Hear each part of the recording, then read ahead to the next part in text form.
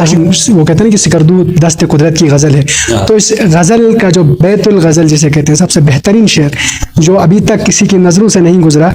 تو وہ گلتری ہو سکتا ہے۔ اگر آپ گلتری جائیں دیکھیں، اور جن لوگوں نے دیکھا ہے وہ یقیناً اس بات کو اعتراف کریں گے، اس بات پر میرے ساتھ دیں گے کہ واقعتاً جو ہے وہ بیت الغزل اگر کوئی علاقہ ہو سکتا ہے اس دست قدرت کی غزل کا، تو وہ گلتری ہو سکتا ہے۔ تو اسی پیغام السلام علیکم ناظرین، میں ہوں آپ کا میزبان ابراہیم راہی اور آپ دیکھ رہے ہیں شمع ٹی وی۔ ناظرین، CNN کی ایک رپورٹ کے مطابق گلگت بلتستان کو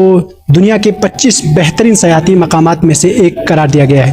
اور اگر ہم بات کرتے ہیں سیاحت کے اعتبار سے گلگت بلتستان کے اور خاص طور پر سکردو کی، اور سکردو کے اندر بہت سی وادیاں ایسی ہیں جو ابھی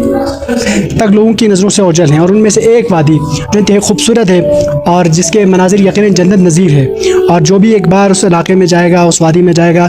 اس علاقے کا دیوانہ ہو کر رہ جائے گا۔ ہم بات کر رہے ہیں گلتری کی، اور گلتری کو اگر ہم جھیلوں کی سرزمین کہیں تو غلط نہیں ہوگا، بہت زیادہ جھیلیں ہیں۔ اچھا، میں جس جگہ پر گیا تھا کوشوک نالا، اس میں پنجتنی جھیلیں، 5 جھیلیں تھی ایک ہی جگہ پر، اس لیے ہم نے ان کو پنجتنی جھیلیں کہا، ورنہ 2 جگہیں ایسی تھی جہاں پر 2 جھیلیں اور تھی، تو ٹوٹل اس میں 7 کے قریب جھیلیں اس جگہ پر تھی۔ دنیا جو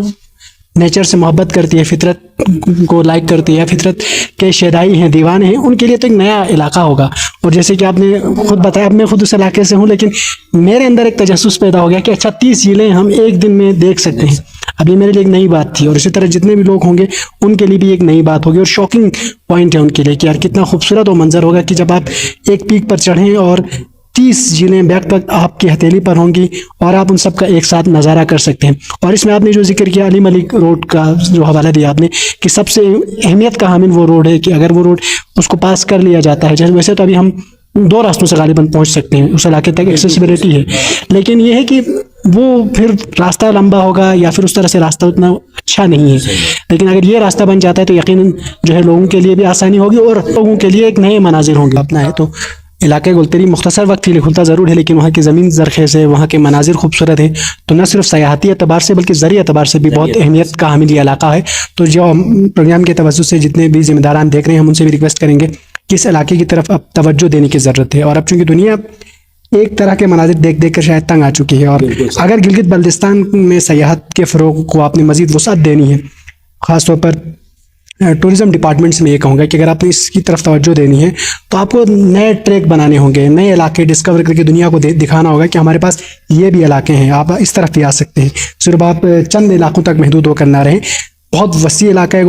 گلتری، اور پھر گلگت بلتستان کے اندر کا ایک علاقہ جو انتہائی خوبصورت ہے اور ابھی تک انڈسکورڈ ہے۔ اگر وہ کہتے ہیں کہ سکردو دست قدرت کی غزل ہے، تو اس غزل کا جو بیت الغزل جسے کہتے ہیں سب سے بہترین شعر جو ابھی تک کسی کی نظروں سے نہیں گزرا، تو وہ گلتری ہو سکتا ہے۔ اگر آپ گلتری جائیں دیکھیں، اور جن لوگوں نے دیکھا ہے وہ یقیناً اس بات کو اعتراف کریں گے، اس بات پر میرے ساتھ دیں گے کہ واقعتاً جو ہے وہ بیت الغزل اگر کوئی علاقہ ہو سکتا ہے اس دست قدرت کی غزل کا، تو وہ گلتری ہو سکتا ہے۔ تو اسی پیغام کے ساتھ یہ ہمارا پیغام کہ آپ ضرور گلتری ٹچ کریں، اور جتنے لوگ جو ذمہ داران دیکھ رہے ہیں وہ گلتری کی طرف، ہماری گزارش ہوگی کہ گلتری کی طرف توجہ بھی اپنی گامزن کریں، مرکوز کریں۔ مجھے اپنے میزبان ابراہیم راہی کو کے ساتھ دیجیے اجازت۔ اللہ نگہبان۔